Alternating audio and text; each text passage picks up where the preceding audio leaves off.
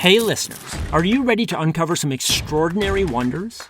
Disappearing Spoon is thrilled to partner with the amazing Curiosity Box. It's a science subscription service for curious minds. It's created by Vsauce, the internet's leading science education channel, with over 3 billion views. This season's box is packed with goodies that will fascinate and inspire you. Challenge yourself with a magnetic shadow alphabet puzzle. Piece it together to spell out the alphabet using only the letter shadows. Or discover the Picture Pod, where art and mathematics merge into a colorful, creative masterpiece. It is fun and educational. And the highlight, a sample of recreated Martian soil. Experience the thrill of holding the red planet right in your hands. Don't miss out on this unique adventure. Subscribe to Curiosity Box now and celebrate the incredible achievements of science. For 50% off, use the offer code SPOON at the-curiosity-box.pxf.io/disappearingspoon. That's offer code SPOON at the-curiosity-box.pxf.io/disappearingspoon for 50% off today. Unbox the mysteries of the universe with Curiosity Box. In January 1887, a scrawny, 60-year-old carpenter left his home in Rhode Island on a mission. Ansel Bourne had a derby hat on his head and over $500 cash in his pocket. And with that money, he was going to buy himself a farm. He first stopped at his nephew's store in Providence. He then stabled his horse and visited his sister in town. After parting with her, he walked on. But then something strange happened. On the corner of Dorrance and Broad Streets in town, a freight wagon suddenly crossed Bourne's path. And by the time it left the intersection, Ansel Bourne had vanished. A few days later, his family posted a missing person notice in the local paper. It described Bourne as an ex-preacher with gray hair and a scraggly gray beard. The notice also described Bourne as, quote, prone to attacks of a peculiar kind, which rendered him temporarily insensible. Basically, Bourne had amnesic fits. He would start walking somewhere a block or two away and would suddenly wake up 3 miles distant, having no idea how he'd gotten there. He also suffered from fainting fits, probably a euphemism for seizures. Still, the attacks never lasted long, and Bourne had certainly never vanished entirely. His horse remained stabled for 3 weeks while his family searched. Eventually, his nephew and sister swallowed hard and admitted what must have happened. With all that money on him, no doubt some drifter had attacked him and taken his life. And in a topsy-turvy way, the family was right. The same day Ansel Bourne disappeared, a drifter calling himself Albert Brown took a carriage from Providence to Pawtucket, then hopped a train to New York. He stayed a few days there in a hotel. 2 weeks later, Brown wandered down to Norristown, Pennsylvania, 20 miles outside of Philadelphia. He rented a room in the boarding house of a man named Pinkston Earl. Brown installed some furniture, divided his room into 2 with curtains, and opened a store in the front half. He sold candy, toys, nuts, and dime goods.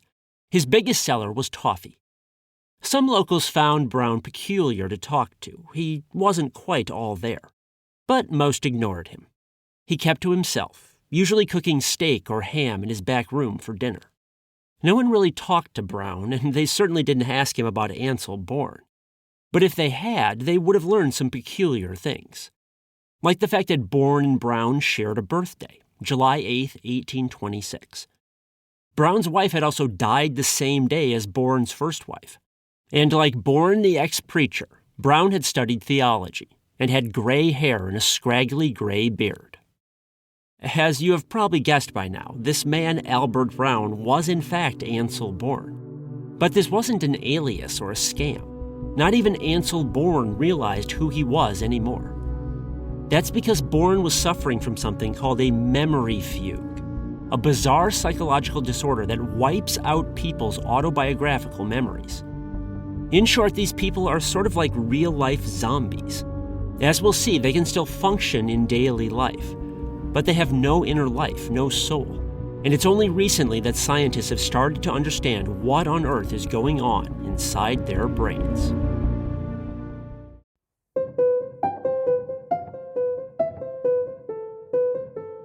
From the Science History Institute, this is Sam Kean and the Disappearing Spoon, a topsy-turvy, science-y history podcast, where footnotes become the real story.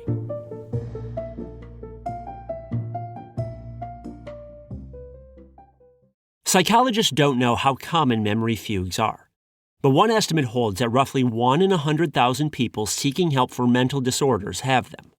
Fugues appear in cultures worldwide, and they usually strike people in their 20s or 30s. There are two main symptoms of fugues. First, people suddenly feel their inner self dissolving away. Second, people feel an overpowering urge to flee their lives. Let's look at each symptom in turn. The dissolving of the self happens fairly quickly, maybe over a minute or two, and people know it's happening, a sort of premonition or aura. One victim I talked to had time to say stop to herself, and she struggled hard to retain her identity. But it dissolved anyway until she forgot who she was. These breaks are usually triggered by stress.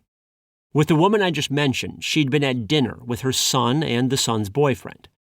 During the meal, the son mentioned some private details about the woman's father, who was a violent alcoholic who'd nearly killed her mother.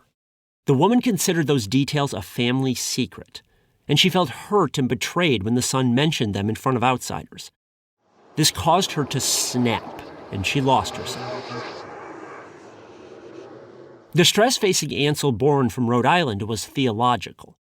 As a young man, he'd been a flagrant atheist. He even gambled and played cards on Sunday just to spite the Lord. But one Sunday, he hallucinated a voice from the clouds. It asked him to attend a chapel. Bourne sneered at the very idea. "I would rather be struck deaf, dumb, and blind," he said. A minute later, he got his wish. God struck him blind, deaf, and mute. After a harrowing few days, God restored Bourne's senses. And Bourne was so awestruck and thankful that he dedicated his life to preaching the gospel. He spent several decades roaming around and testifying. But then Bourne married. This was his second wife, his first having died years before. And for health reasons, his new wife demanded that he stop traveling so much. He was running himself ragged. Bourne did stop, but the guilt of stopping, of neglecting his duty to preach, precipitated his crisis. Other fugue victims also experience severe stress before their breaks. Most often this is a result of violence or severe financial strain. And this stress seems to explain the biological basis of fugues. Stress can flood the brain with hormones called glucocorticoids. This flood of hormones then results in a so-called neurotoxicity cascade. In short, this neurotoxicity cascade overwhelms certain structures in the brain, including the hippocampus, which is crucial for storing and retrieving memories. But it's not just the hippocampus. Memory does not reside in one single spot in the brain. Many different parts work together to produce memories. And a neurotoxicity cascade seems to disrupt the crosstalk between those different parts. The result is amnesia. Overall, some psychologists view fugues as a defense mechanism. They're like a mental circuit breaker.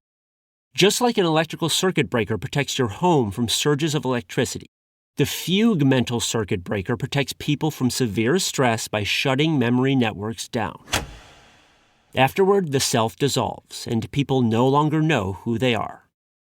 And after the self dissolves, the second symptom takes over, the desire to flee. The word fugue, in fact, means flight. The initial dissolving of the self can be scary for fugue victims, but the desire to flee is often happy, even euphoric. That's because, by fleeing, people feel like they're leaving all of their problems behind. They're totally free now, and they enter a sort of manic state. They usually have boundless energy, too, and they burn that energy off by staying in constant motion. Some fugue victims walk for hundreds of miles at a stretch and get huge blood blisters on their feet. Others suffer terrible sunburns, but they don't notice or care. they're just so happy to be free. Some victims come back to themselves within days or weeks. Other fugues last for years, even decades. And while some victims never leave town, others flee to entirely different countries. In cars and boats, on bicycles and trains.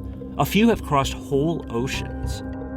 One woman in New Zealand finally had to put a wildlife tracking collar on her husband, the kind that biologists use to track migratory birds and mammals. She'd seen one in a nature documentary, and whenever her husband fled after that, she simply got online to track him down. The most famous fugue victim in history is probably a fictional character, Jason Bourne of the Bourne Identity books and movies. Where am I? In fishing boats. You were in the water. We pulled you out. What water? What's your name? I don't know. Jason is, of course, named after Ansel Bourne. But other fugue cases have popped up in the news, and a closer look at those cases can reveal some interesting things about how memory works inside our brains. In 2008, a ferryboat captain near Staten Island spotted some brown hair bobbing in the water. He hurried over and pulled out a 23-year-old New York schoolteacher named Hannah Upp. After being rescued, Upp had no idea who she was or why she had been swimming. At the hospital, she was then confused as to why her family seemed so happy to see her. They explained that she'd been missing for 3 weeks. Using security cameras around New York, police later tracked Upp's movements during her fugue. Remarkably, she had purchased coffee at Starbucks, showered at her gym, and logged onto her email account at an Apple store. But if Upp could not remember something as basic as her name, how could she remember how to order coffee or check her email? The solution to this mystery lies in the fact that our brains actually contain different types of memory. One type is called semantic memory. Semantic memories involve basic facts about the world and how it works. For example, that Abraham Lincoln was the 16th president, or that Starbucks sells coffee. There's nothing personal about these memories. They're just facts.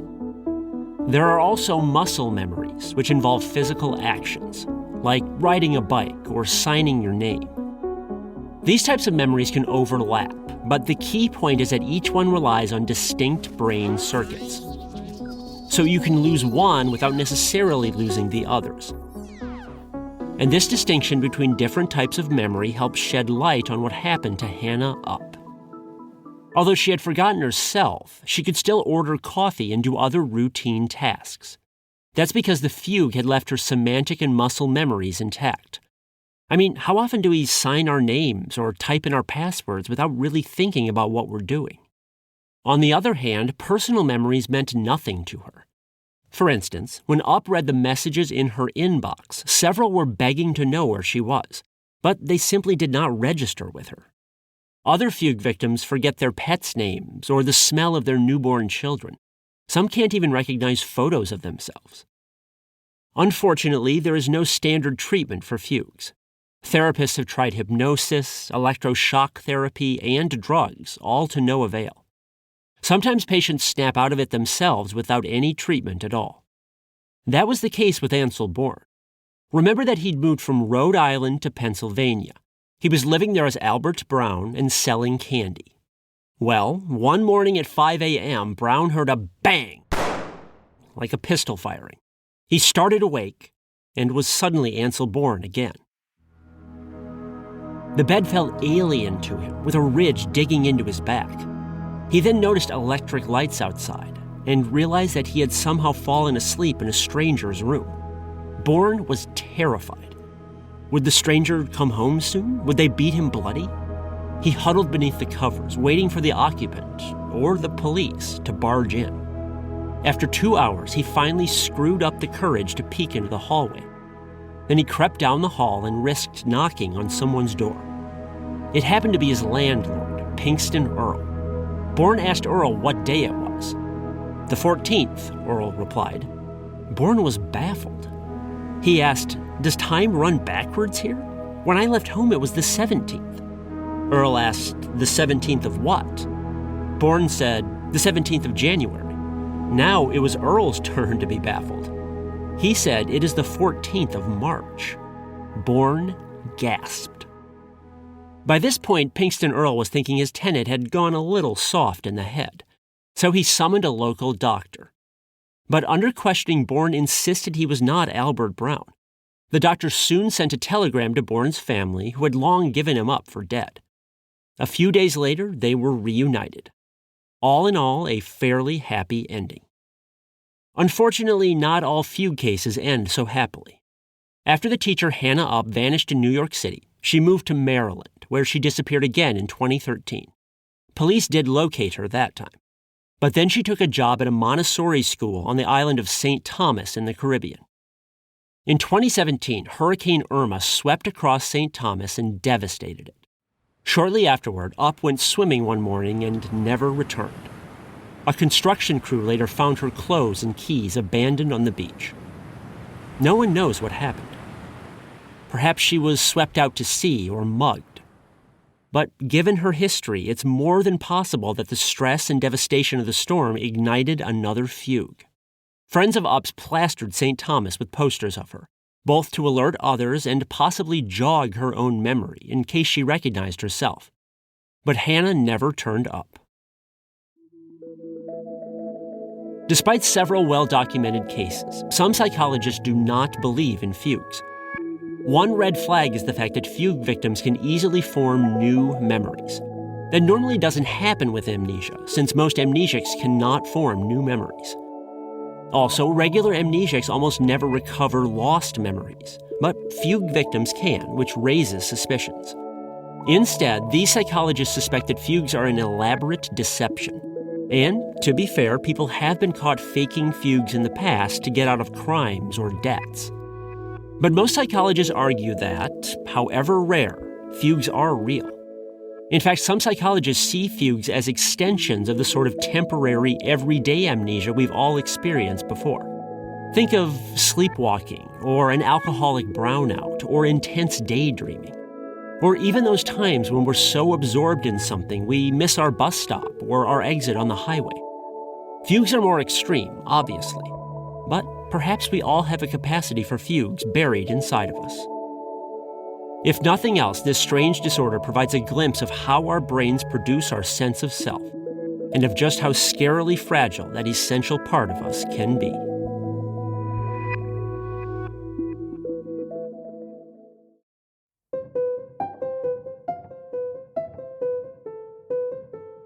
This is the Disappearing Spoon podcast, brought to you by the Science History Institute. Find out more about their library, museum, and multimedia magazine at sciencehistory.org. Make sure you check out the Science History Institute's other awesome podcast, Distillations. You can find their in-depth narrative stories and interviews about everything from space junk to sex, drugs, and migraines, anywhere you get your podcast, and on their website, distillations.org. You can find more incredible stories from my books at samkeen.com. You can also book me as a speaker at your school or event. If you like this podcast, please support it at patreon.com/disappearingspoon. It costs as little as 7 cents per day. You can also get bonus episodes and signed books. Please spread the word to others as well, and subscribe in iTunes, Stitcher, or other places. This episode was written by me, Sam Keen. It was mixed by Jonathan Pfeffer and produced by Mariel Carr and Rigoberto Hernandez. Thanks for listening.